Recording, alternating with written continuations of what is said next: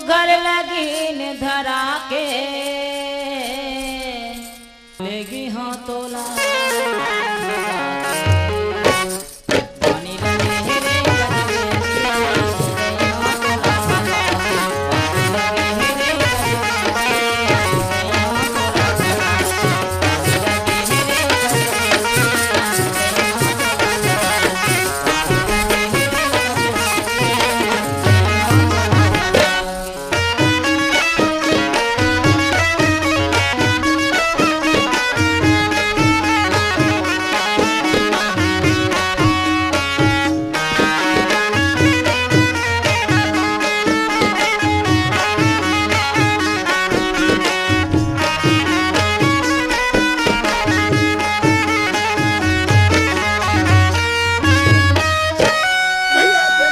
कैसे गा? एक बात कहना जी संगवारी कैसे आज हमन ये कार्यक्रम करते करते 50 साल हो गए है न भला। हाँ भैया अब हमारे मन के अंतिम समय है, आखिरी समय है तो ये दाई दादा मन के दर्शन मिली या नहीं मिली तेला भगवान जाना था है न भाई। एकने नाव ले कहा था जेठूराम कैसे बतावा तोला रे अरे बिना बताए का जाने होगा संगवारी हाँ ज्ञान के गंगा माँ नहा संगी मन के पाप न धोले कह धोले रे मन के पाप न ज्ञान के गंगा माँ नहा लो संगी मन के पाप न धोले कह धोले मन के पाप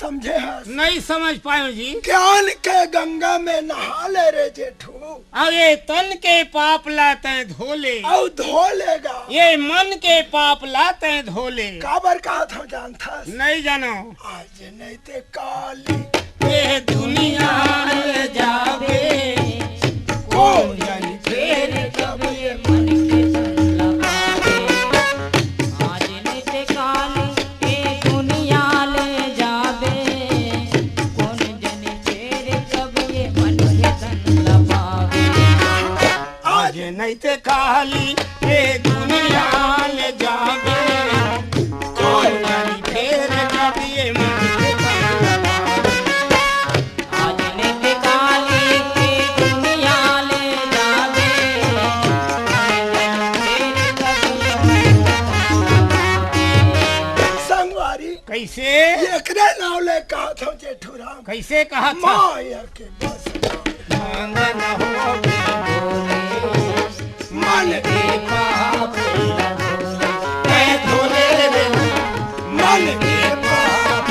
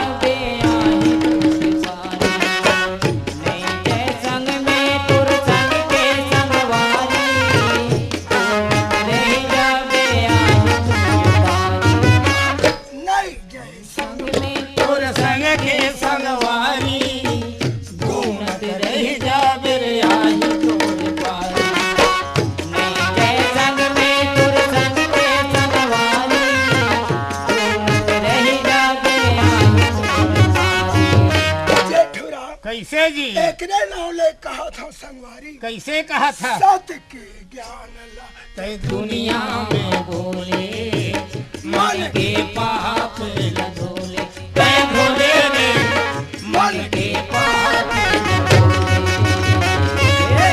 ज्ञान की गंगा नहावा संगी, मन के पाप न धोले, तै धोले रा मन के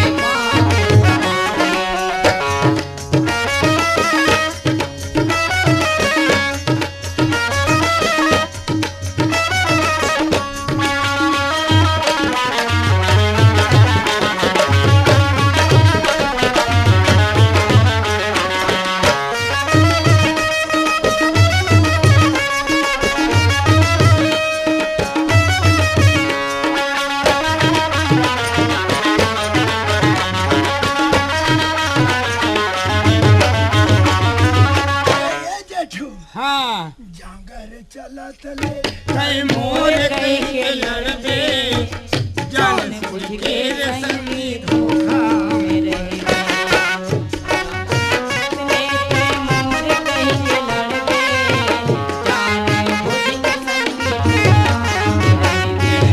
जेठुरा कैसे?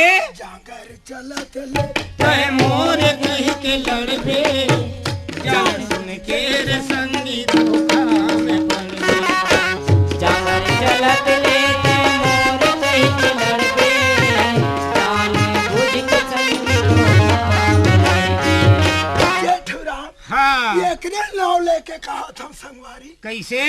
पकला कथे झन नींद में तै सोए, मन के पाप लगे, तै धोले रा मन के पाप लगे। ज्ञान के गंगा नहावा संगी, मन के पाप न धोले, तै धोले रा मन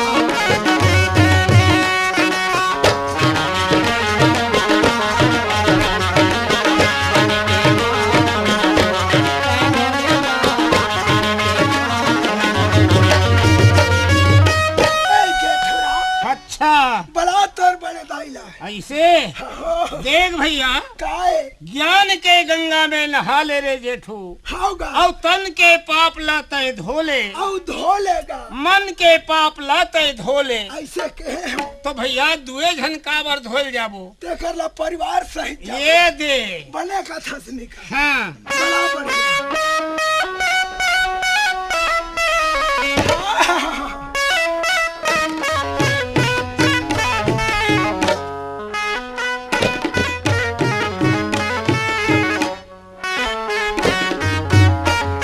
आई हो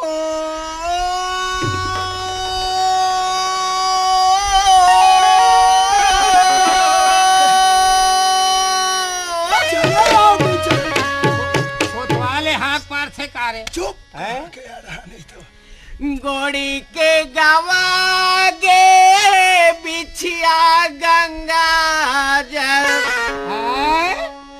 गोड़ी के गवा गे बिछिया गंगा जल, गोड़ी के गवा गे बिछिया गंगा जल, गोड़ी के गवा गे बिछिया।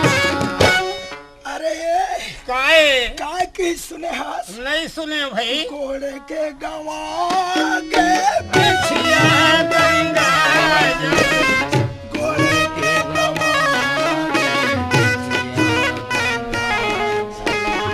घोड़े के गवा बिछिया गंगा जल, घोड़े के गवा बिछिया। गोड़ी के गवा गे बिछिया गंगा जल, गोड़ी के गवा गे बिछिया गंगा जल, गोड़ी के गवा गे बिछिया गंगा जल, गोड़ी के गवा गे बिछिया। ओ ए भाई हाया कैसे लद्दी में जाके चिखलम नहात रहे का नदिया जात गे है या नहा लो कर सती गवा गे ये है तोर नहाल जात रही बाबू। अरे हैं? काकर नहाल जात रही। ये कहा तोर नहाल जात रहे कैसे? अरे असलांदेल जात रहे कहा थे का कैसे? हाले तो आई कहा गोड़ी के गवा गे बिछिया गंगा जल आई गोड़ी के गवा गे बिछिया गंगा जल आई गोड़ी के गवा गे बिछिया का हो गए थे में सुना था बताना आसीना दे लगे मैं तैया गंगा जल गोड़ी के गवा गे बिछिया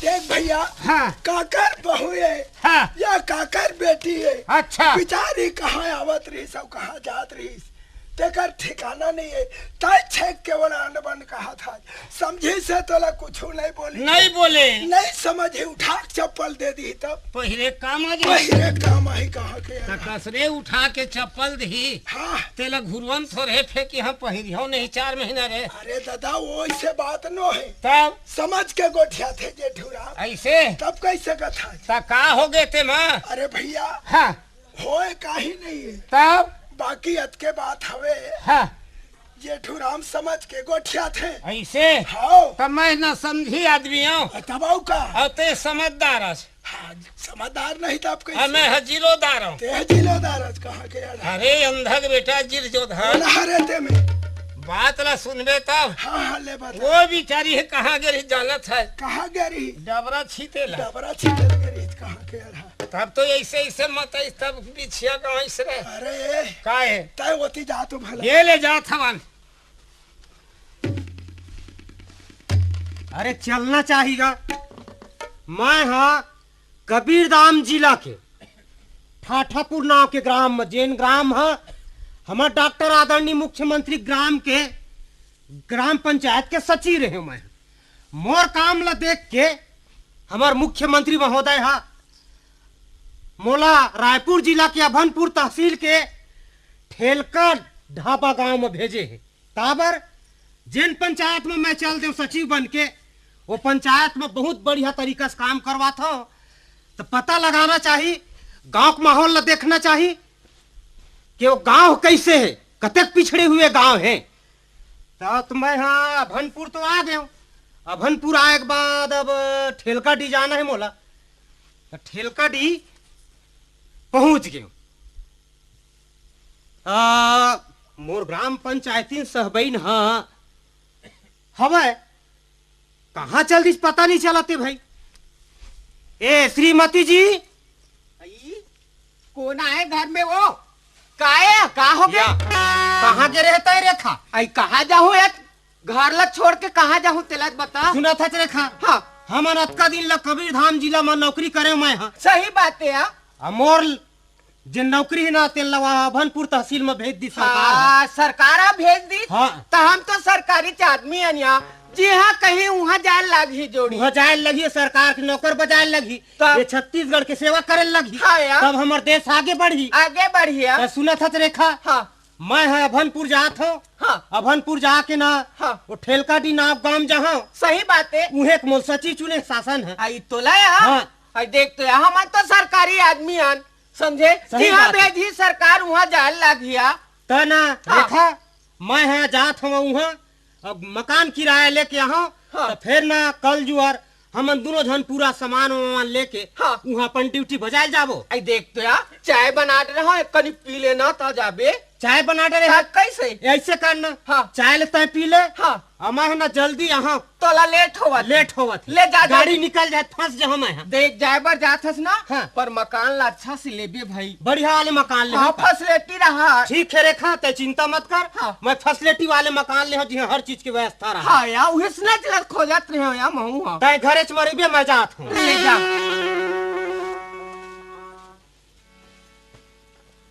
ठेलका डी तो आगे मैं है। अब कौन ल पूछे जाए कि ग्राम पंचायत कौन में रहे, नहीं कोटवार ल चिल्लाए जाए। कोटवार, ए कोटवार। देख ले वो रात दिन हमारे घर के कोटवार ला कोटवार कोटवार कोटवार के चिल्लाते ईमान से दीदी बहनी। रात दिन हमारे घर के कोटवार ला दुख सुख बैठ के गोठियार नहीं मिली। अरे कोटवार नहीं अचका जी। ये कौन मेला फिर आ गए कोटवार का हाथ। मैं जा लेला तो अपन कोटवार ला पता लगाओ। ए कोटवार, अरे का हो गया? हमार घर के कोटवार है ईमान से बहनी। एक तो गांव बस्ती थके मांदे आ रहे थे तो एक कनी कराम करत रही, कौन में लऊ कोटवार का हाथ टपक गए। ये नहीं सुना काया काया तोला तो कौन कोटवार का हाथ चिल्ला ला हवा ओदे फिर तो दौड़ा आगे जा। ये कोटवारी, काहे? मैं गांव दुख में नहीं पाता हूँ। वही तो कहा था महू वो। एक तो रात के मैं गाछ लगा था, देख नहीं। है ना? हाँ, और दिन के थोड़ बहुत सोहू का था। सोहू तो कैसा? सब दुखला सुखला गोठियाहू का था। तो ये कहा खाली वो कोटवार, खाली कोटवार या नहीं खब दुख में नहीं बाता मैं।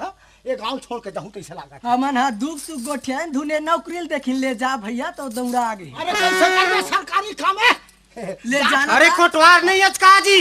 फिर आगे ये कोटवारी नौकरी ना मोर ऐसे गुस्सा लगते को दिन तो ये कोटवारी नौकरी छोड़ देते हैं। वो खरदास कर जमीन ला और कोटवारी सुधा ना और सरकार में लेके सौंप। अरे का हो गए कत का टाइम के खड़े हुए कोटवार, पता नहीं कैसे ये गांव ड्यूटी करते, तभी ये गांव पिछड़े हुए हवा। ये कौन आता है जी? मैं है, देखो नाथ, मैं है ग्राम सहायक हूँ। ग्राम सहायक हो। जराम जराम जय राम जय राम। कस कोटवार, कैसे? कम से कम 10 मिनट हो गए मोलाए चिल्लावत हम और गला सूख गए चिल्लावत चिल्लावत। कहाँ के रहता है जी? मैं ना कोटवारी में कानून पूछत रहे। कोटवारी में कानून पूछत रहे? हाँ। अच्छा, तो कोटवारी तोड़ ला ज्यादा कानून जानते जी? वाह, मोर भाई ना। हाँ। 8वीं पास हो फेल। 8वीं पास हो फेल? हो। कैसे पास हो फेल हो गए? अरे परीक्षा में पासे नहीं हो। अतः कत का पढ़े है? मैं पढ़े नहीं आओ। तब फिर तो कौन कोटवार बना दीज की थो भाई? अरे मोर भाई बनाई से। लेना भला का कर तोर भाई बने इस कोटवार? अरे तोर भाई नहीं बनाए मूर्ख कहीं के, सरकार है बनाए है तोर कोटवार। सरकार है? हाँ। अरे मोर भाई बना है। तोर भाई नहीं बनाए? ते नहीं जाना चोला। कैसे? मोर भाई ना। हाँ। कानून बताते बोला। अच्छा। तो वो कानून लेना। हाँ। सीखता हूँ। ओखरे जरिया तय कोटवारी करता। हाँ। अच्छा ये कोटवार कैसे? तय है ये बता, ग्राम पंचायत कौन में रहे? ग्राम पंचायत? हाँ। गांव का हमारे बीच में हवा। अच्छा अच्छा, सुन। हाँ। मैं हाँ ग्राम सहायक हूँ। हाँ। मोला ना तुहर गांव में विकास करे बर भेजे सरकार है। ऐसे? तो कोटवार हाँ। कमरा मिल जाए। कमरा? हाँ, तुम्हारे यहाँ कमरा मिल जाए कि तो? कमरा? हाँ। अभी 1 मिनट है। ये देख कमरा। कस कोटवार काय? ये कमरा का कमरा ये तोड़े बिछाए काम आते जी? तो कैसे रहा कमरा का था? एकदमे अंगूठा छापन पढ़ते है। कमरा का मतलब नहीं समझे? मैं नहीं जाना तो भाई। अरे कमरा रहे के मकान चाहिए मोला, मकान रहे बर। रहे बर आने के घर। तो अरे मैं खाता कमरा का थे तो मैं के हूँ कुछ काम हो ही ग्राम सेवक के तो मैं ही लाग दे नहीं ठंडा मरत रहे ओढ़ू तोर कमरा ला आने तभी ये गांव पिछड़े हुए तोरस कोटवार है तो ये सरपंच है कैसे न हो ये गांव तेल समझा था मैं ऐसे तब मतलब रहे कर घर रहे के घर चाहिए भैया मोला यहाँ रही के ना मैं हाँ अने ग्राम सहायक के नौकरी करूँ मिल जाए मिल जाए मिल जाए मिल जाए तो चल मोल ले कहाँ ले सुना हाँ लेकिन गौटिया घर जा लगी तोला और गौटिया घर सरपंच घर अच्छा सरपंच है हाँ अच्छा ले ठीक है चल चला कोटवार है ते हाल है सरपंच कैसे है गांव के सरपंच साहब जाना जय राम जी। वो हमारे गांव में ना हाँ वो नवा ग्राम सेवा का है नवा ग्राम सेवा कहाँ है? तोरा पूछा थे कैसे जी? कते है सरपंच से कह के अरे तब बता नहीं दे रहा थे बताए हाँ संग में धर के लाए हाँ और लाए ये दे हरे का। यही आए सरपंच साहब नमस्कार नमस्कार जी। सरपंच साहब हाँ मैं है ग्राम सहायक हूँ अच्छा अच्छा हूँ ना सरकार हमो ट्रांसफर ला तुहरे गांव कर दी यानी हमरे गाँव हाँ आपे मन के कार्य में हाथ बटाए बर आप बहुत बढ़िया बात है जी। अरे अच्छा बन गए कैसे कोटवार हाँ हाँ हाँ सरपंच साहब दूसर गाँव जात रहे दूसरे गांव जाते रहे ते गाँव में हो गए गाँव में हो गए बहुत बढ़िया बात तो है। सरपंच साहब हाँ मोर रहे पर मकान मिल जाए काक एकरे नाम लेके आप मन में ना मैं कोटवार लस लेके आए हूँ ऐसे ऐसे मतलब मकान चाहिए तो रहे पर मोर मकान चाहिए भाई तो गाँव में तो काकरो घर तो नहीं दिखाते नहीं गा मैं सोचत हूँ कैसे पता लगाओ था मने मन हाँ हाँ कोखर घर है काके के नहीं है सरपंच साहब वो नजर में कोनो से दिखते घर नहीं तो दिखाते ती सोच के बता अरे मोरे एक ठन वो पैरा धरत रहे तेन घर हर हमारे। अच्छा तो कोठार वाले हैं हाँ कोठार वाले हैं। अच्छा तो सुना जी सरपंच हाँ सरपंच सरपंच का था जी ग्राम सेवा अच्छा अच्छा अच्छा सुना था ना हाँ। काबर मुंह तो डोल जाते तो का सूद बिसरा हवा हाँ तभी ये गांव पिछड़े हुए हैं आए ना भला तो ग्राम सेवा कैसे यानी के तुमन के परिवार होते में परिवार ले पूछता सरपंच महोदय हाँ हाँ हमन दू परिवार हन वैसे 4 जन हवन हाँ हाँ तो 2 जन मोर लड़का है ना तेल लवा डोंगरगढ़ बढ़ेल भेज दे हम अच्छा हाँ अच्छा हमन मियां बीबी हवन यानी 2 जन हवन हाँ तो कमरा मिल जाही और दिखा दी हाँ तब तोला विचार हो नहीं देख ताक के ले हो सरपंच महोदय मैं कमरा ला काबर हर चीज की सुविधा रहना चाहिए जिन किराया ले हो तेन जगह में आए ना भाई हाँ। तो ये देखा था मकान ना अच्छा यही मकान है रे हाँ यही मकान हरा है सरपंच महोदय हाँ मोला मकान पसंद आके बाथरूम की व्यवस्था है नहीं अरे है ना ये तेरा बंगना हवे अच्छा ओकर बाद में वो कहा था तैसने मन हवा ठीक है सरपंच महोदय मैं यहाँ रही जाऊँ किराया उराया के लेन देन ले बता देते हो अरे गवाई गाँव में कहा किराया ली हाँ जी 100 रुपया दे दे भैया का। अच्छा 100 रुपया महीना का हाँ महीना 100 ठीक है सरपंच महोदय मैं 100 रुपया महीना दे हूँ हाँ मैं है तो अभी घर जात हूँ अपन अच्छा आहू हफ्ते में कल सुबह टाइम वहाँ मैं पूरा परिवार अपन साहिबिन ले लेके पूरा सामान अच्छा, लेके मैं अच्छा। आवत हूँ कल हाँ ले ठीक इला बढ़िया साफ सफाई करवा दे हो आप हाँ हाँ तब जात हूँ मैं सरपंच ले महोदय जा जा जा। अरे कोटवार काहे बनिहार लागत पैरल फेंकवाए बर हाँ वो घर में पैरा धरा यानी वो कोठार के हाँ हाँ हाँ अच्छा मैं फेंकवा दे वो था फेंकवा दे था ले जा फेंकवा देगा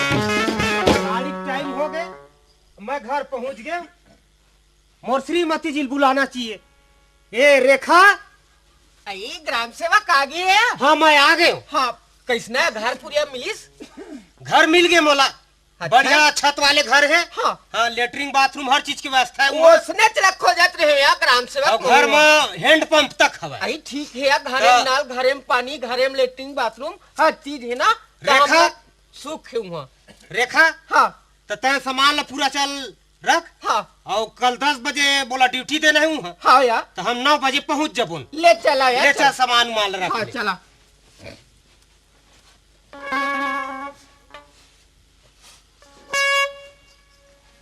यही आए रे खाओ गाँव यही है रे हाँ हाँ यार, सरपंच के घर ही छे सरपंच के घर हाँ यही है। इहे किराया ले हूँ मैं ए सरपंच महोदय हाँ जी हमन आ गए आगे हाँ तोर भाई कौन हरेगा मोर भाई यदि खड़े हवे या ये अरे हाँ ले कोई बात नहीं है, अब घर ला देखी डरे हाँ हो। घर ला देख डरेन। अब रहो तू मन। हाँ ठीक है सरपंच महोदय, आप एक ग्राम के सरपंच हो हाँ और मैं सचिव बन गयो, हाँ तो ये गांव के विकास हमर दोनों जन ऊपर है। अब हाँ हाँ सही तो बात। एक ठीक काम करूँ सरपंच महोदय, कैसे?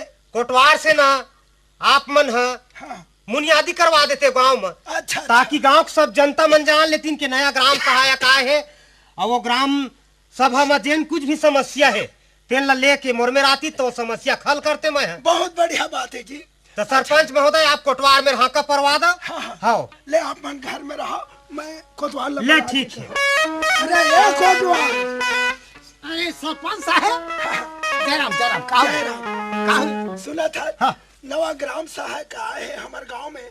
बोला जाना था। आए ना भाई, तो तय एक काम कर, बस्ती में हाक पार दे भाई। जेन ला जेन चीज के जरूरत होही तो अपन लाउन लिखा लो की के। हाँ हाँ हाक पार दे जा। ऐसे हाँ जाता था। हले जा जल्दी। सुनो भाई सुनो, हमार गांव के जम्मो किसान मन, छोटे बड़े जवान मन है, हमार गांव में नवा सरपंच आए। अरे सरपंच का था रे, नवा ग्राम सेवक आए हवाए। जेला किताब लिखाए पर होई ते ग्राम पंचायत हमार ग्राम सेवक बैठे है। जेला कुछ लिखाए पर होई, कोनो ला छेरी, कोनो ला बोखरा, कोनो ला भैंसी, हमार रमन सरकार है 3 रुपये किलो चाउर देवा थवाए। जेखर कार्ड नहीं बने होई तेन मन कार्ड बनवा लो हो। सुनो भाई सुनो, हमारे गांव में नवा ग्राम सेवक आए हवाए। जेल ला कार्ड बनवाए पर होई तेन मन जाके लिखवा लाओ। ग्राम सेवक हा हमार ग्राम पंचायत में बैठे है 10 बजे के, जेल ला लिखवाए पर है तेन जाके लिखा ले हो। एक कोटवार या कानो नहीं खायो। काय के हाका पारत हजगा। हमार गांव ना हाँ नवा ग्राम सेवक आए है। हाँ ओह ना जेखर हमार गांव जेन जेन समस्या है हाँ तेन तेला लिखाए बर है। कोनो ला छेरी, कोनो ला पठरू, कोनो ला अच्छा। कुकुर, कई ठन तरह खड़े हादे है। हाँ। लिखवाए बर है ना, तेन मन जाओ ग्राम सेवक ग्राम पंचायत में बैठे है। एक गरा ए, सुनना कोटवार हाँ। सुनना एक बात कहा। कैसे? सुनना बोर भैंसी लिख दी का। भैंसी? हाँ हाँ लिख दी। ईमान से गौ लिख दी हो नहीं। हाँ तोर कहूँ कार्ड नहीं बने हो नहीं। हाँ। तो हमार रमो सरकार है 3 रुपये किलो में चाउर देवर कार्ड बनावा। सुनना कोटवार। लिखे बर आए। एक कोटवार कैसे? मैं ना 5 ठीक भैंसी हाँ। और 1 ठीक बिजार लिखवाते ईमान से। ले जा जा जा। हाँ ले जात हम। हाँ, हाँ। ए चांदनी, का हो गए दीदी छैला? सुनना चांदनी, हाँ अरे ग्राम सेवक आए है कैथे। हाँ हमार गांव है यानी कि हाँ? ग्राम सेवा का है। हाँ और वो मंटोरा दीदी बुला लेना। ए मंटोरा, आई का हो गया दीदी, काबर चिल्लावा था वो तो नहीं सुना तच का हो? का बात है वो? हमार गांव मनोनी हाँ यानी कि नवा ग्राम सेवा का है वो। आई ग्राम सेवा का है वो। देखा सब चीज के यानी कि लिखना पढ़ना ले करत है। चलम दीदी, ले चला दीदी। चले चल।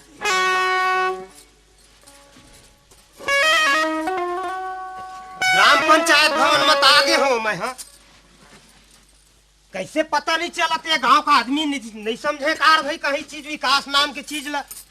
पापर था ग्राम सेवक। या खुश रहा नोनी खुश रहा। नमस्कार ग्राम सेवक। नमस्कार नमस्कार नमस्ते ग्राम सेवक। नमस्कार नमस्कार। हमन सुने रहे ग्राम सेवक साहेब, हमार गांव में नवा नवा ग्राम सेवक आए गए के, तो हमन लिखवाए पढ़वाए बर आ रहे हैं। अने समस्या ले का है हम हाँ समस्या बैठो नोनी बैठो बैठो। काबर खास करके ना हमार सरकार है महिला मन के उत्थान पर ज्यादा योजना निकाले है। हाँ ग्राम सेवक। और तुहर विचार बढ़िया लगत मोला जेन महिला मन ला तो आगे आना चाहिए तभे गांव का विकास है। हाँ। ये गांव का विकास होही काबर हाँ। वही विकास करे बर सरकार हमोला यहाँ भेजे है। हाँ और कोटवार हाका पारी तो तुमन बढ़िया आगे हो काए हव। बैठो तू समस्या मैं लिखूं। हाँ ले लिख ले ग्राम ठीक है सेवक। ग्राम सेवक बैठा था। ले लिख। लेवान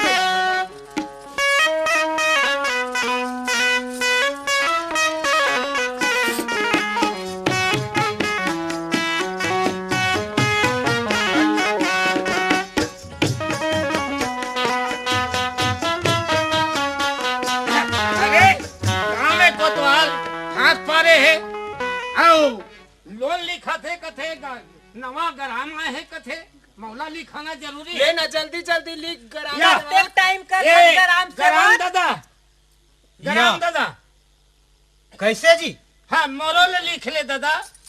गराम दादा हाँ मैं किलो बाटा मोल गराम दादा की खच रे। ता काहे कथे दादा तोला। अरे ग्राम सहायक हूँ भैया मैं। हाँ सहायक दादा। एक घसिया टूरा अब ए ढकेल उकेल में हम नागू का है हमार ला आगू लिखी तुम तोर ला लिखी रे हमरो लिखाए बर आए हैं। कौन है हमरो- हम नागू ला आए हैं हमार लागू लिख हाँ ले ग्राम दादा मोहन लिख दे। कसरे रोगा नहीं तोर कैसे? तोर आखी नहीं दिखत का रे कैसे साले मन है ढकेल थे। कौन हरे साले कौन हरे साले लोग हैं हमन है ग्राम सेवक के मूल ताके बर है ना के मोटर मोटर मेरे करत है। ऐसा मेरा औरत कौन है तोर औरत देख के रहपट में रोगा किंदर जबे अभी ऐसे ऐसे एकदम नक्ता पड़ गए रे बेशरम पड़ गए रे रोगा ए जी, घसिया ए। टूरा। ले हलवा जलवा न खान रे हम तो भैंसी नकटियन रे। कसरे रोगा नहीं तोर काय? भैंसी न तिया तेला थमल ला जान रेन हाँ। हमन ला वो साहेब में लिखवान दे तह रात दिन तह हाँ। वही मेरे गड़े रही बेटूरा ता हमरो लिखबो। हमन ला लिखवान दे तह लिखवात रही बे रह जातो नहीं रह जातो ये कैसे एकदम ये कौन लड़का बड़ा बैहा पगला बात करत है।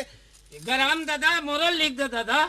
तोरो लिख दा। हाँ हाँ तोरो कुछ समस्या हवा रे। समस्या है दादा। ठीक है ना तोरो लिखू ना लेकिन बैठते हैं हाँ लिख दे। पंचायत में ना हाँ पंच परमेश्वर रही थे कि थे ता ये ग्राम पंचायत हमारे गांव के हाँ सबके समस्या धीरे धीरे एक एक करके हल करूं बाबू। हाँ ले लिख दे ले दादा। बैठते हैं तोरो लिखू मैं। सुना था रे घसिया हैं? हमन हमाई लोगन के जाता रे हाँ। और टूरा पिला रात मुंधियार रे लिखवात रही बे समझे का हमन ला लिखवान दे तह तह लिखवात रही अच्छा ते माई लोग ते कोनो चोराक ले जे है तोला। कसरे हमारा घर में काम बूता करे बर नहीं लगी हमार लइका छुआ नहीं रोवत हो रे हमरो डौकी रोवत होई रे। तो डौकी मुंह ला धर के रोवत रही रोगा ऐसने मत मैं पागल हो जाता था। लेना सेवक बाबू जल्दी लिख का एनो नी छैला हमार घर काय का ना नोनी? दरवा है। जल्दी कुन लिखवानो नी हाँ का नाम है तोरो नोनी बता तो।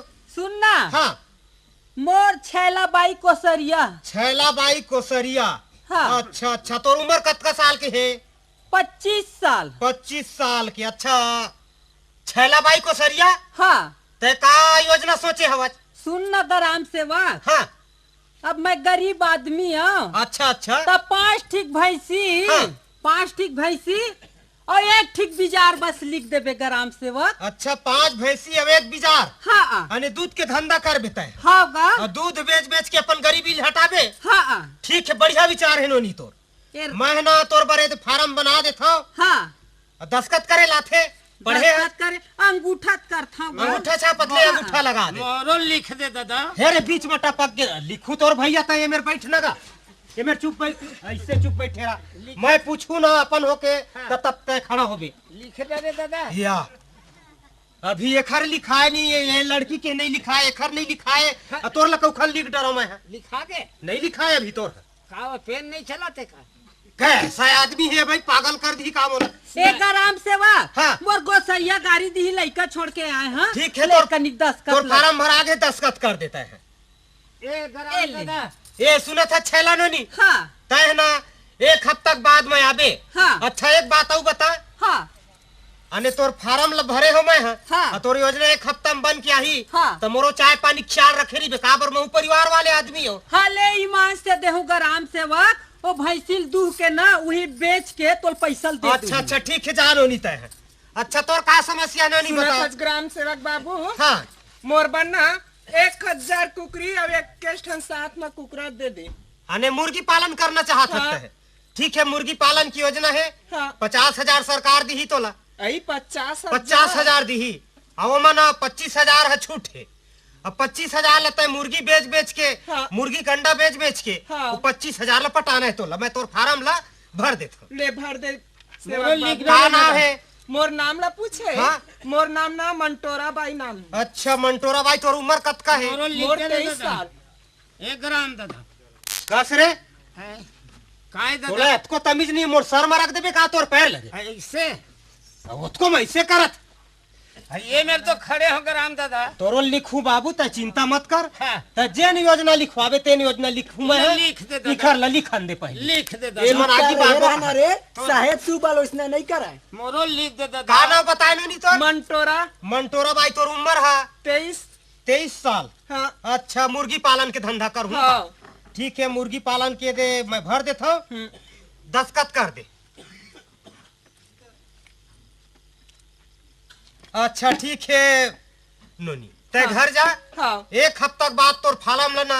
हाँ मैं यहाँ अभनपुर तहसील में पास करवा। ठीक। तहसील में अगर पास नहीं हुई तो रायपुर हमारे राजधानी लट्ठा में वहाँ बड़े सचिवालय से पास करवा के तोर योजना ला हूँ मैं। हाँ राम हाँ राम राम राम राम। सुना था साहेब, हाँ मोरो समस्या हल कर देते साहेब। का समस्या बता। सुना था, एक तो मैं गरीब आदमी हूँ। अच्छा, महू कुछ कहीं लिखवाना चाहा था। नहीं लिखवा लिखवा ले लिख, मोर बार नहीं 20 ठन बोकरी और 21 ठन बोकरा लिख। 20 बकरी। हाँ 20 बकरी और 1 बकरा। 1 बकरा। हाँ। अच्छा अच्छा, का नाम है तोर? मोर हाँ। चांदनी बाई पात्रे। चांदनी बाई पात्रे। तोर उम्र है? 18 साल। 18 साल। अने बकरी पालन के धंधा हाँ कर बकरी पालन के धंधा करना चाहा। ठीक है, बकरी पालन भरना हाँ तोला 40,000 पैसा मिलही। 40,000 पैसा मिली। हाँ। तो 40,000 में 20,000 लपटाए लगी तोला। हाँ 20,000 ला पटाए अब लगे। 20,000 शासन है छूट देवत। हाँ ठीक है। ठीक है नोनी, हाँ तोर जने फार्म लाना मैं सचिवालय भेजूं। हाँ। अब 1 हफ्ता में पास हो काज है और जाता है घर। ले ठीक है, जा मोरो था लिख साहेब। दे दादा। हाँ बता बाबू, अब तोर का समस्या है? मोरो समस्या है दादा। का समस्या है? मोर बा डौकी लिख दे दादा। या कस रे काय दे दे दादा, लिख दे। डौकी। हाँ तोर हाथ पाल चूल्हा जो रहा दादा। या हाथ पाल चूल्हा मोर जोड़बे। हाँ दादा लिख और दे। वैसना नहीं कहा यार, ता तोर हाथ पाँव जोड़ो ग्राम सहायक। हाँ मोर जोड़ा समस्या हल कर दे का। हाँ जोड़ा तोल दादा। फिर जोड़ा कहता है नहीं लिखो फिर इस नम में। लिख दे दादा। हाँ तो फिर तरीका से मैं बोलता है। गरीब आदमी तोर बाप बरोबर आगे हूँ दादा। कौन है? तय मोर बाप बरोबर आगे है। हो बेटा बड़ा पागल कर दिए तैसे लगते भैया। लिख दे दादा। जी तय सही सही बोल हाँ और सही नहीं बोल बेना हाँ जही ना दादा। मोला बांध के ले जाए धुन तोला शिकायत कर बे तो आप कथा। जेल करवा दे हो तोरा भद्र व्यवहार मोर संग मत कर। नहीं लिख दे दादा। हाँ तो फिर साफ साफ बोल फिर हाँ लिख दे दादा। का लिखवाना चाहता है? सूरा लिख दे दादा। अच्छा का नाम है पहली बता। मोर दादा ना है। दादा हाँ ये संसार में तो नाव धरेल नहीं मिली, तोर दाई दादा मतलब तोर दादा नाव रख दे रे। हाँ बेटा या लिख दे दादा। मोला बेटा कही थी उल्टा पुल्टा भाई। हाँ अरे एखर पीछा छोड़ावा दादा नहीं ते मोर माथा फिर आग फट हाँ जाए। लिख दे। अच्छा दादा नाम है का? हाँ बेटा लिख दे। का है तोर योजना है? योजना है हाँ हवाई दादा।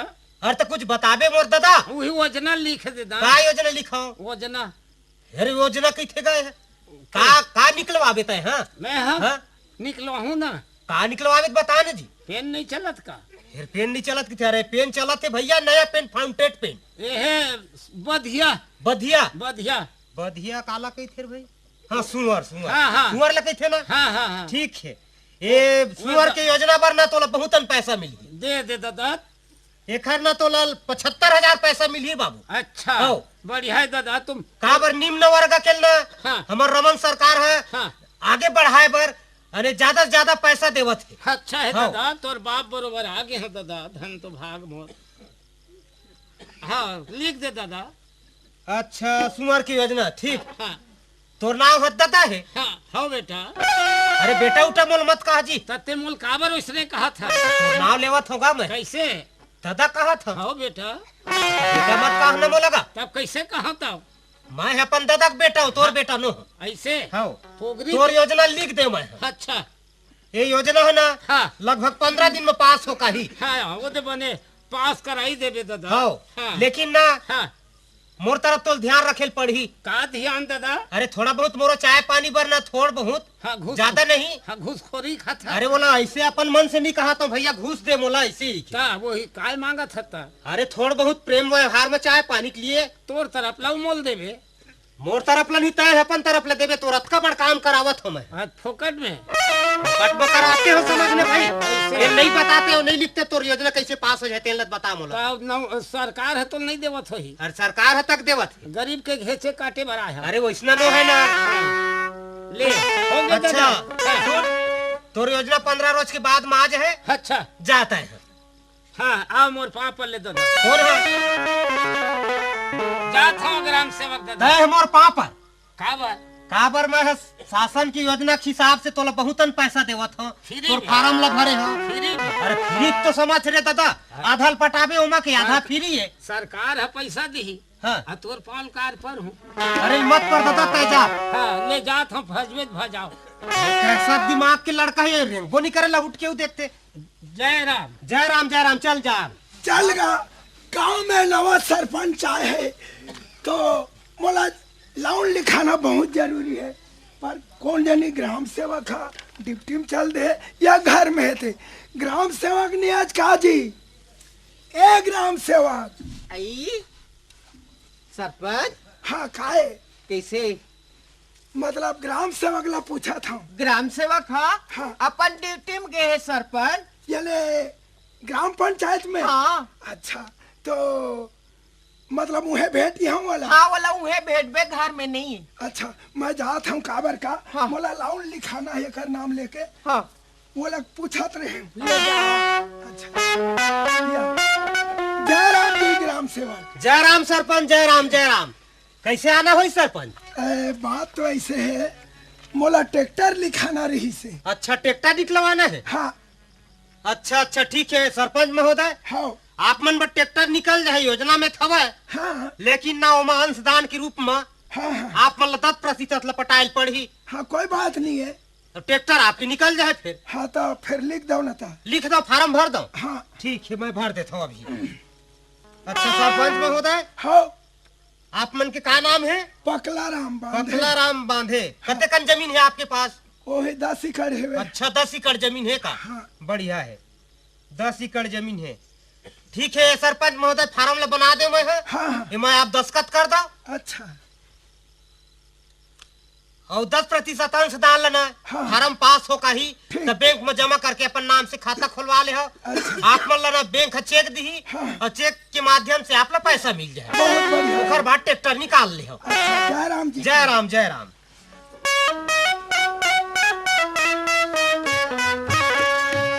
अरे चलना चाहिए अब कार्यालय बंद करे टाइम हो गए 5 बज गए जाओ घर अब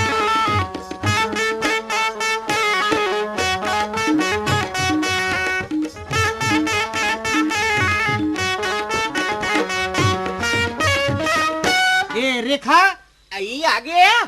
हाँ आगे मैं कैसे रही इस काम हाँ काम हो तो ऐसे जेन मोर काम के फर्ज रहते तो मैं कर डरे हाँ लेकिन यहाँ बहुत गलत आदमी तैसे लगते आई संभाल एकदम के रहिबे तहू रेखा कोई तरफ ना आबे जाबे मत ज्यादा घूमबे फिरबे मत हाँ का बारे झनारी हिस्तेन मोर माथा पिरवा दी भाई कोने अरे वो घसिया यो कहत रही सुअर हाँ। पालन बर योजना बनवाए घासिया मन के चाले उसने रही थे सुने तो रेखा हाँ मोर सर दर्द हुआ थे हाँ। चाय होई तो थोड़ा पिला दे या नहीं होई ना तो बढ़िया चाय स्पेशल चाय बना दे मैं पी लेते देख तो यार चाय नहीं बने खाना बन गए हाँ। खा के चल दे बे आओ। खाना खा लो का हाँ। ले ठीक है खाना खा ले तो मैं हाँ रेखा जल्दी खाना निकाल ले ले या खाओ ले ले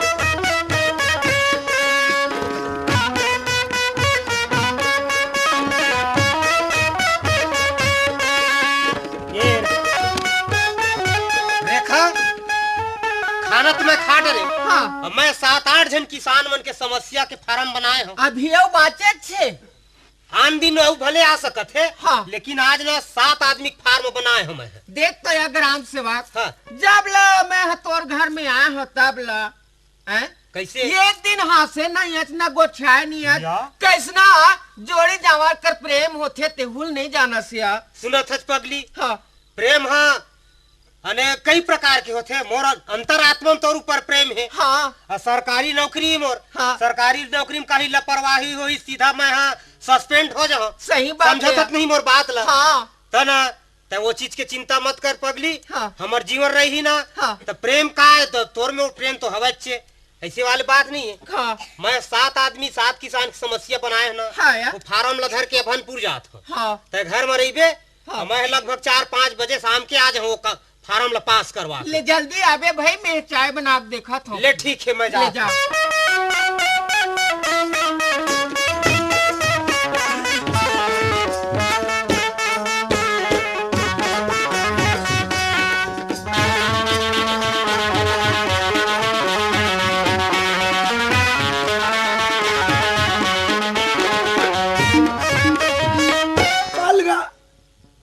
सेवक हवे का डिप्टी में चल देते।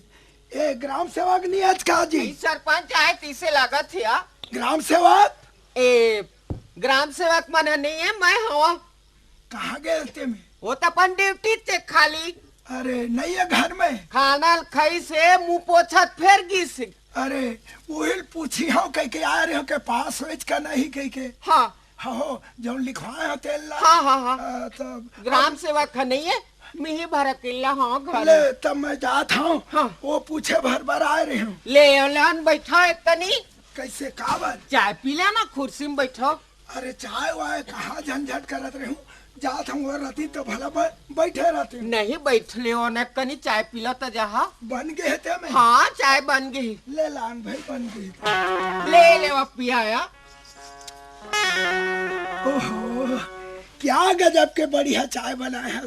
हाँ सुना था हाँ तोर नावलत में जाना तो नहीं हो का नाम है ते? मोर ना रेखा है। रेखा? हाँ क्या गजब के चाय बनाए है से रेखा।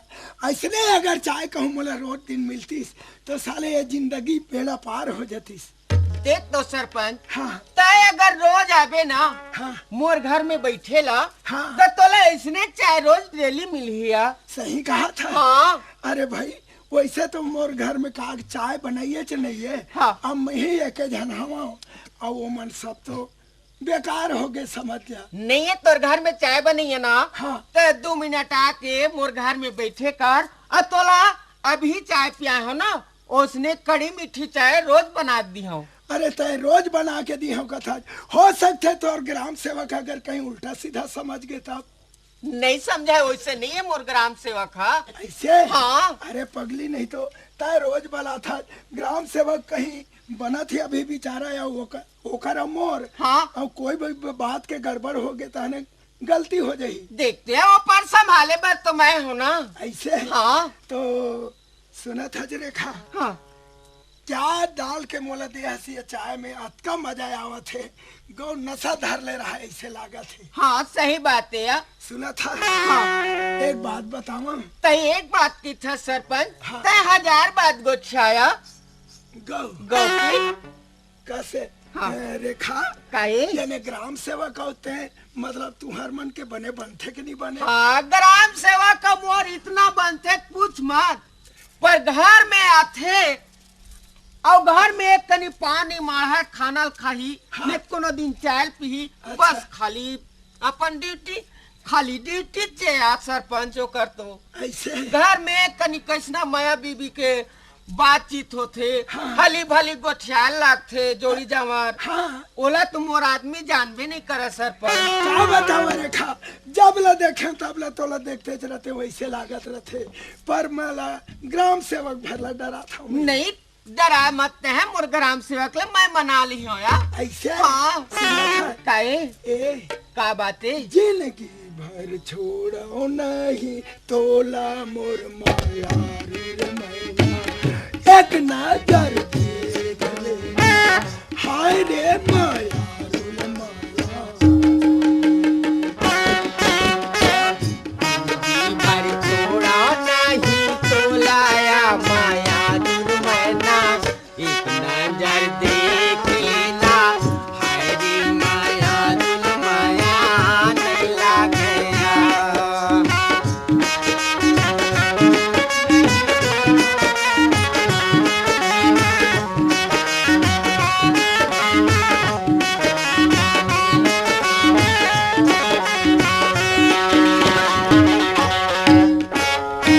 का बतावा रेखा। हाया अरे तोर बर मैं हा खोल के राखे हृदय के दरवाजा। मोर पर मैं हाथ खोल के राखे हृदय के दरवाजा, हृदय के दरवाजा। अरे मोर पगली मन लगा दे के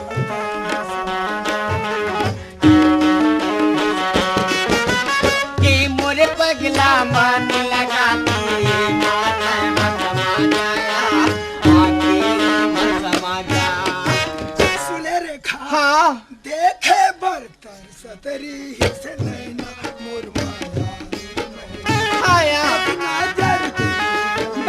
जाता अरे माया।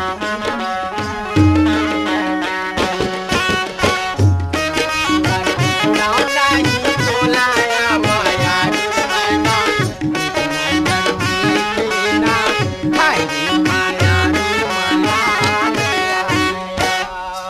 ए रेखा काहे? सुना था हाँ मैं हाथ आए बार आए हम पगली, हाँ पर डरे हम बहुत काला काला यानी ग्राम सेवक ला। तो ग्राम सेवक ला मत डराया करते हैं।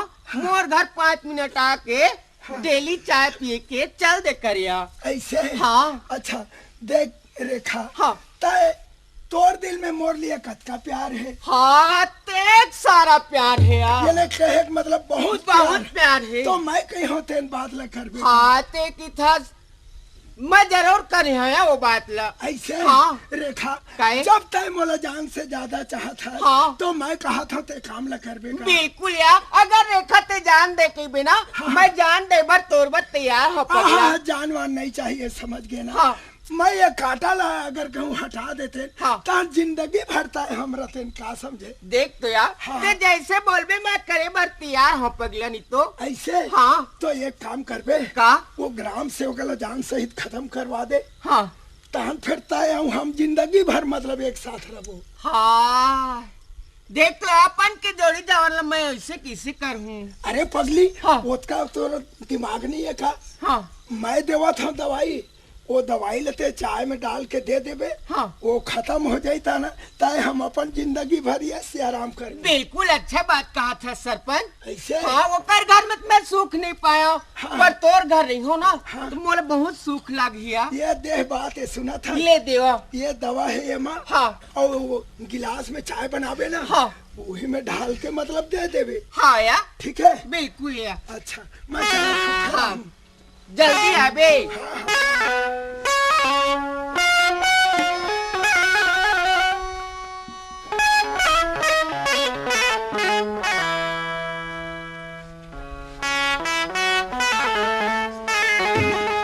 देख ले ग्राम सेवक ला अभी घर में नहीं आए, खाना खाई से और गेह तत्का बेर लग गए छे।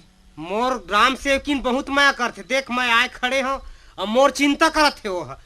ए रेखा आई आगे ग्राम सेवक ले बैठा ले आगे पगली में है। आगे। हाँ। हो गया पूरा काम है। हाँ काम पूरा हो गया, भनपुर गए रहे हो ना तहसील कार्यालय में। हाँ वहाँ जिला पंचायत विभाग में पूरा काम ला कंप्लीट करा का। सही बात है।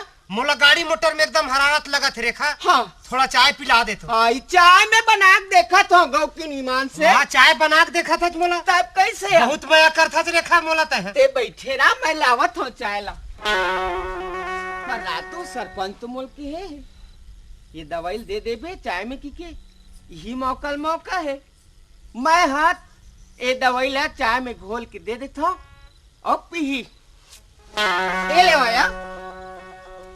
अच्छा रेखा, हाँ क्या बढ़िया गजब की चाय बनाए है भाई। हाँ देख तो यार मोर आदमी है के यही की हाँ। मार मस्त कड़ी मीठी कड़क चाय बनाए हो यार। अदरक वदरक बढ़िया डाल के का। तब कैसे ग्राम ठीक है, से। चाय पी डरे रेखा में। हाँ खाना तो अभी टाइम लग ही का। खाना टाइम है अब। तो खाना पकत लो ना, मैं आराम करत हूँ। हाँ खाना पकी तो हता मोल जगावे। ले यार।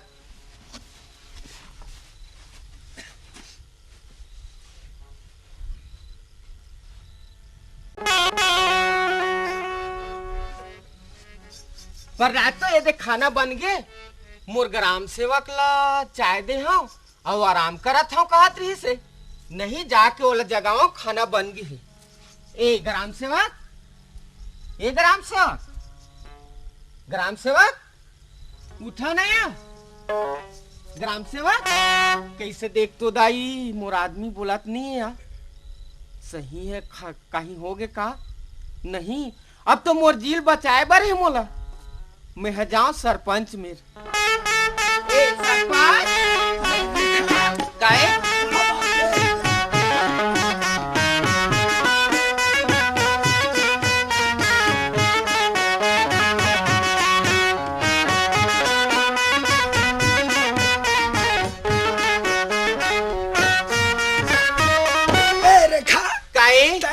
परत रहे तब कैसे का बारे तेलत बता। तय कहेस ना हाँ वो काम हाँ हो गए। का हो गए हमार ग्राम सेवक खा खत्म हो गए 30 लाख थे यार। खत्म हो गए तैसे लागत है। हाँ। अरे अच्छा हो गया रे पगली, नहीं तो सदा दिन के लिए काटा हट के समझ गए। तोर बार तो काटा हट गए हता पर मोर जील कौन बचा ही। अरे तोला का चिंता है वो कर, मोर पास में घसिया है ना। हाँ। घसिया जगह मतलब फेंकवा देता हूँ मैं। हाँ तब तो तोर मोर जी बात जी। हाँ ये बात जब का वो काम ल करवा।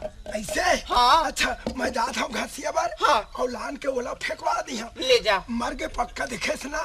एकदम परे बच दिया।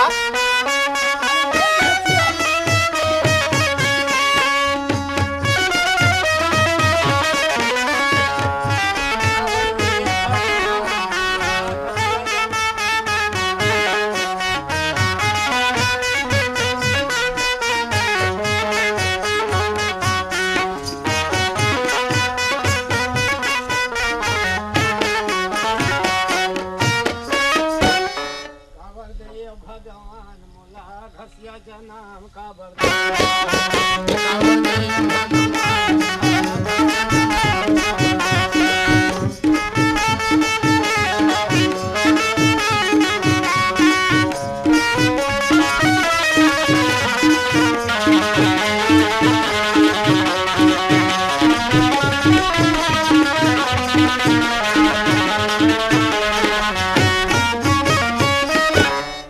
काबर दे भगवान मोला घसिया जनाम का बरदान।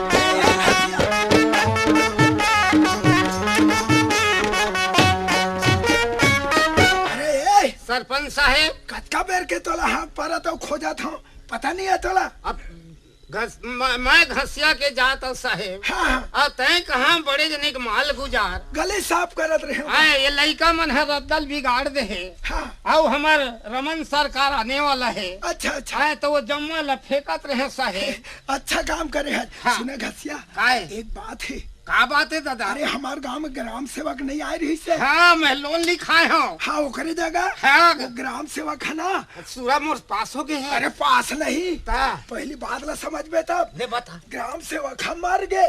मर गए? हाँ। खबर मार डरे। अरे मैं हमारा ना कैसा पागल है रे। ग्राम सेवक मर गए? अरे खा खाए रही नहीं जाना बाबू, मर गए वो।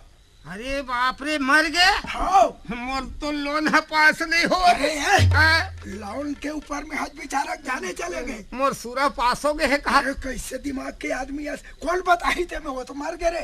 तब काबर मार डरे? अरे मैं हमारे यहाँ कैसा दिमाग के लड़का है। तब जात हूँ गाँव मुनियादी कर देता हूँ। अरे ये हाँ? काला मुनियादी कर बे। ग्राम सेवक मर गए हो कह के। अरे सुन घसिया, काहे? तोला 1000 रुपया दी हाँ, और वो ले जाके नदिया वो पार ले फेंक दे। 1000 रुपया देवे? हाँ।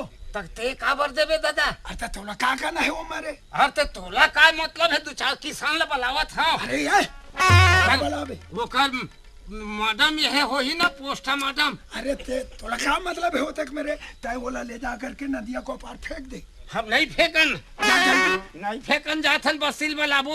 खाला बना दे, चल जल्दी फेंक। तब वो मरी तो कैसे मरी? जैसे कही आओ कैसे आओ? क्या तोला दो नियम का सरे खाए थे मेरे, जा जल्दी फेंक दे।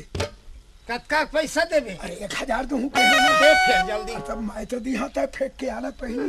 मोर सूरल कोल अरे पास तू कर। कहाँ के आया? और गुहार पार था। मोला बड़ा कल सूर। कले तू फेंक दे जा। ये हाँ यही है। हाँ, यही है। जा जल्दी फेंक। माल गुजार साहेब काहे? यही मर गए। हाँ, अरे मर गई। ते कैसे मरे गरम? अरे चुप, गाँव था। तब ये मोर सूरल कोल पास कर ही दादा। सूरज तोला सूरज फिकर है। ता अरे बाबू ये थाना पुलिस हो जाए, जल्दी फेंक दे जल्दी। तब पुलिस हो जाए तो मैं का अरे चुप, जा जा जल्दी फेंक। तोरे घर में रखे अरे ती मारे है का? ये हमारे हम हाँ। पागल नहीं तो वो मर के खुदे। बस तीन अरे अरे ये काला बता जल्दी फेंकना। ते कैसे मारे दादा? अरे चुप ले रखा था तो। आराम से वो मोर सूरा पास हो गया। अरे ये जल्दी ले उठा के। कैसे लेग मर गए दादा? नहीं उठाते। अरे उठाना रे। तब वो हाँ न तब तो। अरे नहीं आगे चल, चल तो उठा, पकड़ जा। ऐसे धर पकड़ना ऐसे आओ। दादा काय पर काय काय खाए है? और वो ना रे। रहना ये है खोआ मिठाई खाए साले चुप। बेटा। बहुत जल्दी। हवे वहाँ नदिया को खड़ में ले जा। नदिया में फेंकू है। आओ जा जल्दी ले। साले बेटा है बड़ गई है।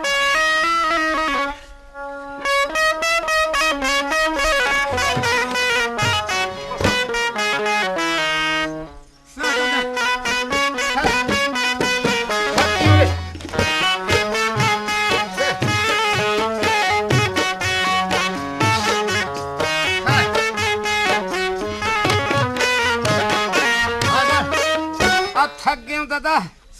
अब बड़ गरू साले लाश है। थोक सुरता ले ले तब जाऊँ दादा।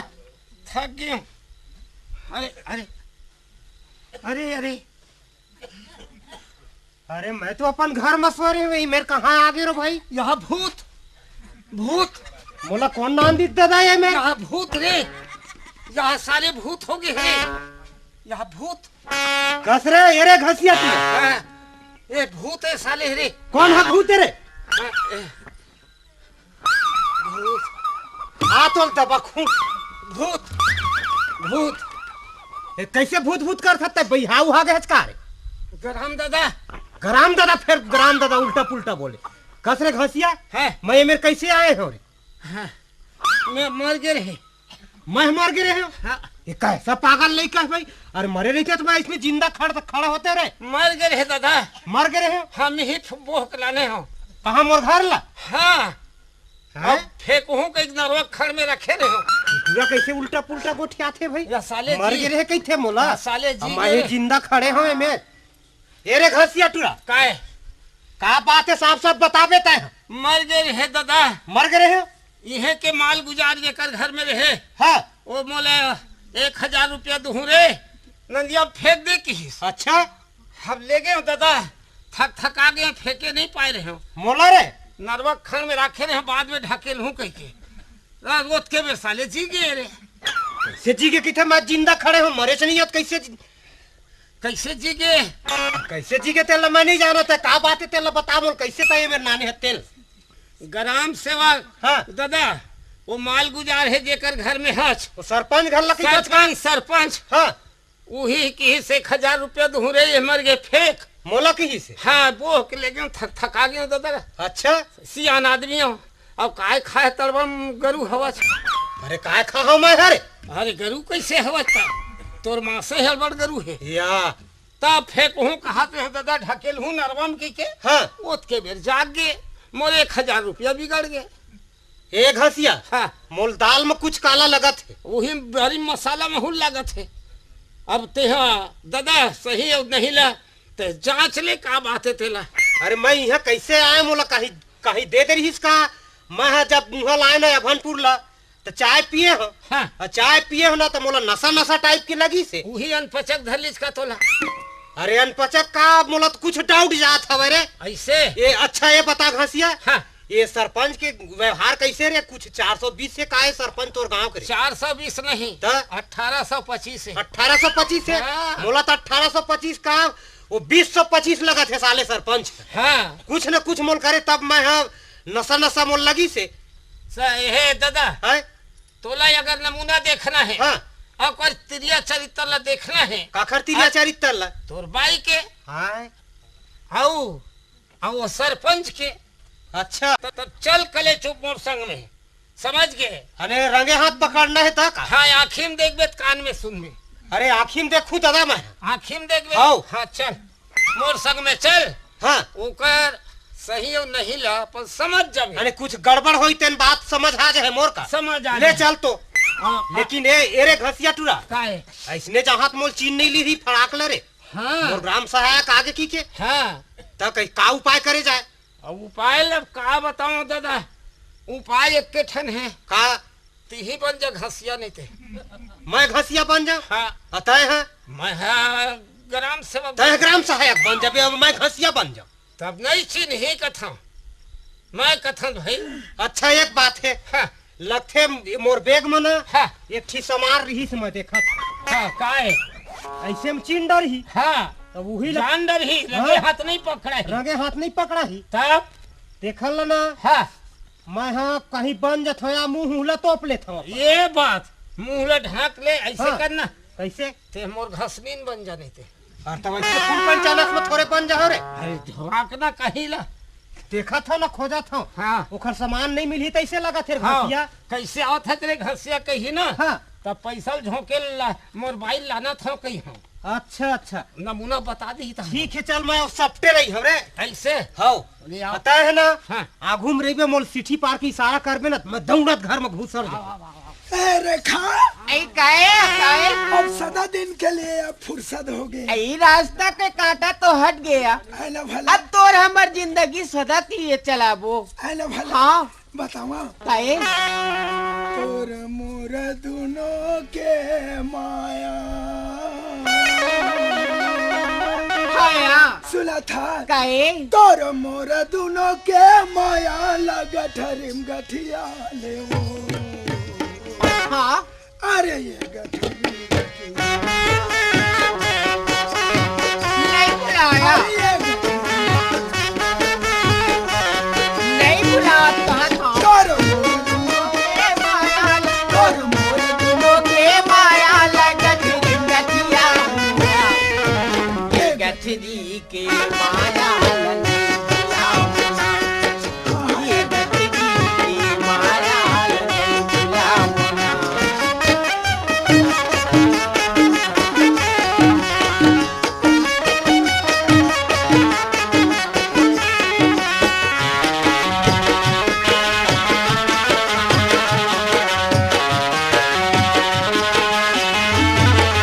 अरे दुनिया में तोरे सिवाय मोर नैया कोनो संगवारी ये दुनिया में मोर से तोर नहीं कोनो संगवारी अरे बैरी धन समझ बे मोला नहीं कहा तुम लबारी बैरी नहीं तो समझा तोला नहीं कहा तोला बारी अरे जियत भरला संग हाँ। जियत भरला संग मेरे हाँ। बन धरी के नहीं बुलाया हाँ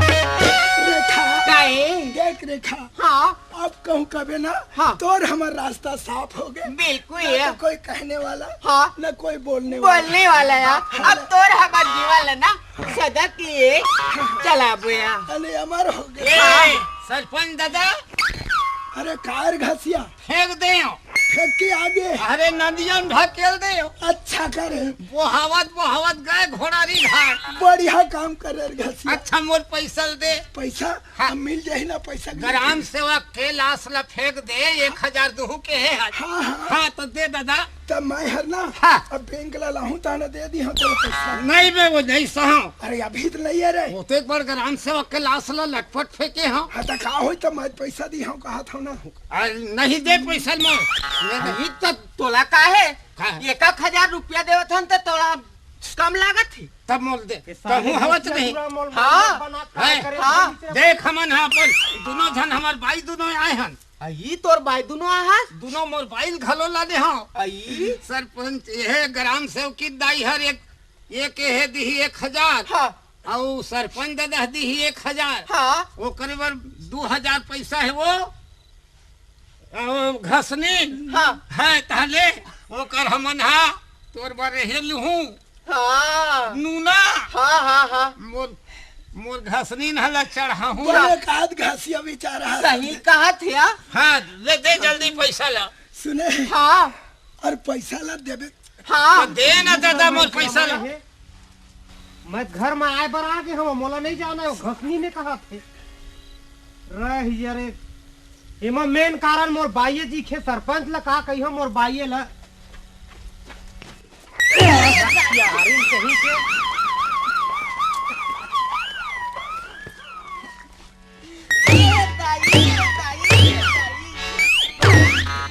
यार इन कहीं के इतना बड़े धोखाबाज मोर साथ में इतना बड़े फरेब मोर साथ में कितना मोर आदर सम्मान है गांव में और मोर काम चरित्र देख के शासन हम यहाँ भेजे है हत्यारिन कहीं के मोर राहत लेता दूसरा पुरुष संग ऐसे ऐसे व्यवहार करत हम मोला का नहीं कहा देख एकदम बेहोश कर दे रहे बच गए तो बच गए मर जाते तो फिर का होती मोर जीवन खराब हो जाती थी मानव जो नहीं अमूल्य है तेन तय मोर घर ला निकल जा तोला घर में रखबे नहीं करो मैं राख ले आया ग्राम सेवक और राख ले कही था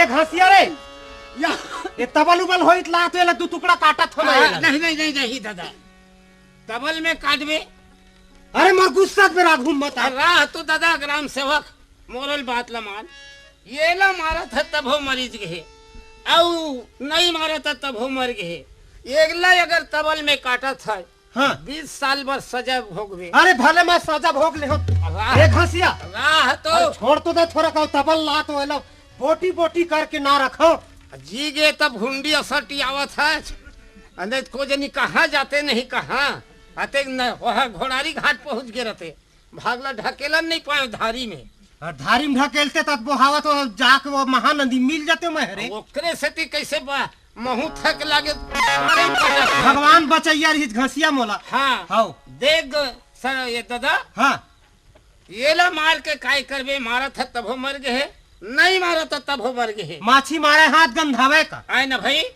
अगर ये कर जान ला मारा था 20 साल ला सजा भोगबे सजा भोग हूँ मरत ला मार खाबे औ फिर बीच में कई हजार रुपया तोर बिगड़ ही मोर नौकरी तक सस्पेंड हो जाए नौकरी नौकरी हत्यारा हो होता तेकर से ती ग्राम सेवक दादा हाँ एक दांत ला मत देख ये गांव ला छोड़ के गाँव कोनो जगह जा ट्रांसफर कर दे अच्छा अच्छा औ अलवा जलवा कानी खोरी बना के गुंजाइश चलावे अब ये गांव रे तोर ऊपर बैर हवाए माल गुजार है अच्छा अच्छा सरपंच है बैर है तब है तो अतका बड़े कांड करी से सरपंच है ना हाँ। तोला आज नहीं काल कटवा दी सही बात के घसिया हाँ मैं ना ओल मारो नहीं बोला मारब ल त्यागा बच्चा की थे ये दे मैं बोला रखबे नहीं करो घर में का समझदार चुतिया है दादा हैं? ऐसे समझदार तक की थे चुतिया तक की थे नहीं नहीं गा बहुत समझदार है ओला नहीं रखो घसिया मैं है ये ला मत रख तोर पाँव रही पन्हिक दुकान पन्हिक दुकान नहीं है हाँ। मैं नौकरी भरोसा ना मोर नौकरी देख के एक से एक चरित्रवान स्त्री आ सकत आ सकते पाँव नहीं रही तल पन्हिक दुकान नहीं या बोला पाँव नहीं रहित कैसे पन्हिक पावे नहीं रहित काम पन्हिक पहिन नाक में पहिरबे या नहीं बनी का तहु मजाक करत एकदम रे मजाक। तुम्हें कतका बड़े दुख में हो कतका बड़े परेशानी में तो अभद्र मजाक करत ऐसे मैं घर ला निकाल देता जा हथियारी कर आज से तो ए ग्राम सेवक दादा अब ये गांव में तय झल रहा समझ गए हाँ। काबर बैर सधा है कौन है सरपंच है यहाँ सरपंच है का के। आज नहीं काल तोला कटवा मरवा दी सही बात है नहीं सही बात है ते कर से ये गांव ला ट्रांसफर करके ये आए है कहाँ ठेलका में हाँ आई हल तो है बेल्डी जा ठीक है दादा तय अच्छा रद्दा बताए मोला हाँ आज थाने के तय नीच जाता हाँ लेकिन न बढ़िया रास्ता बताए तय मोला ऐसे मैं अपनी यहाँ ट्रांसफर कर वहाँ हाँ हो सकते मोर जान ऊपर खतरा आ जाए खतरा आ जाए ते कल तो जान बचाना है ठीक है मैं ट्रांसफर कर वहाँ ओखरे नाव लेके गांव पिछड़े है ऐसे। हमें गांव सुधारबे के एक शासन है भेजे रही ये गांव सुधार- कभी उद्धार नहीं हुआ है अब सुधार डरे नहीं गाँव ला ये मैं सुधार गए हूँ बाँच गए तो बाँच गए ते सुधार के नहीं तब मोर जीवे जात रही थी चबी गांव सुधार के जात है जाया हाँ।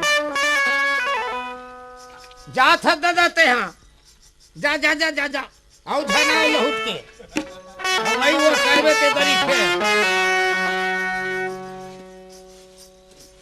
अब ग्राम सेवक तो मोला घर ला निकाल दीस मोर कोई मेर थिर बहाने दिखत है नहीं एकर से अच्छा जेन मोला पार लगाहू के है सरपंच है मोला वहाँ जाना चाहिए मैं चला सरपंच के पास ए सरपंच अरे रेखा का ए कैसे का हो इसते में हाँ का होई से ते में हाँ यही काम है तो कैसे नहीं मरिस्ते हैं कैसना दवाई ले हंसते हैं अरे दवाई ले तो दे बर दे हमें हाँ अरे यार जहर के दवा थी हमार रह गए हाँ मात्र नींद के मैं खात रहते गोली वाला दे परे हाँ समझ गए और जहर लदी हम कह के ओकर बर खरीद के नार रहे तत्का गोली थी यदि हमार रह गए यदि देख तो या हाँ तय उठ पुटांग करे हस तेकर सजा मोला मिला थे। अब मोला का- मार पीट के घर ला निकाल दीस। हाँ अब मैं हा तोर साथ जिंदगी बिताहूं के क्या होया।